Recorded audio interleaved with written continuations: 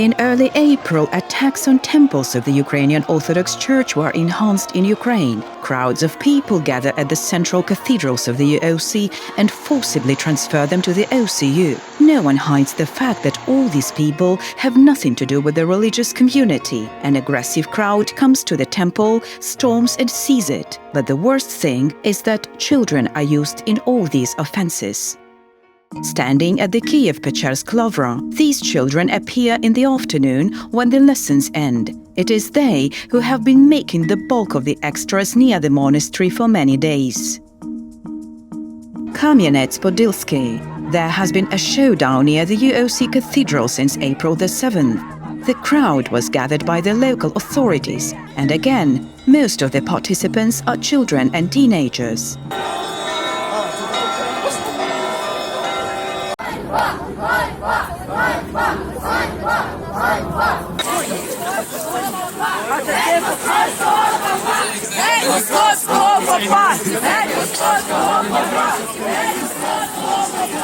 Ternopil.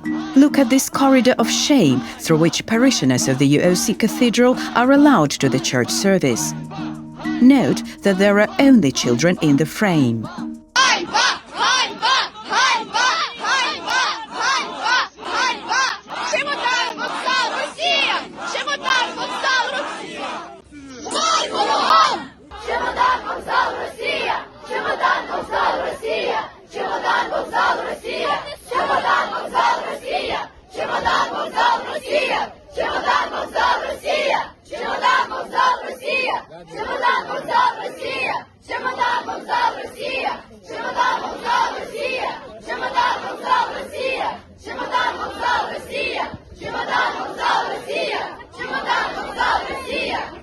Dnipro. Here, too, children are taken to protest rallies against the UOC. Just look at their faces. They obviously do not even understand what they are protesting against and what they are doing here at all. Actually, the simultaneous appearance of children and teenagers near churches in many cities of Ukraine is hardly an accident. These children do not come by themselves. In the Lavra, the teenager confesses that he is here for the money. Kamyanets-Podilskyi groups write that children are paid 200 hryvnias for participating in rallies against the church. However, many are here not only because of the money. For children and teenagers, rallies against the church are the same drive as going to a concert, football, or a party like PMC Redden, where one can find an outlet for aggression and splash energy.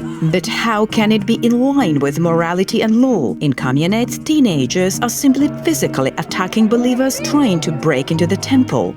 The police say it is against the law for children to participate in rallies.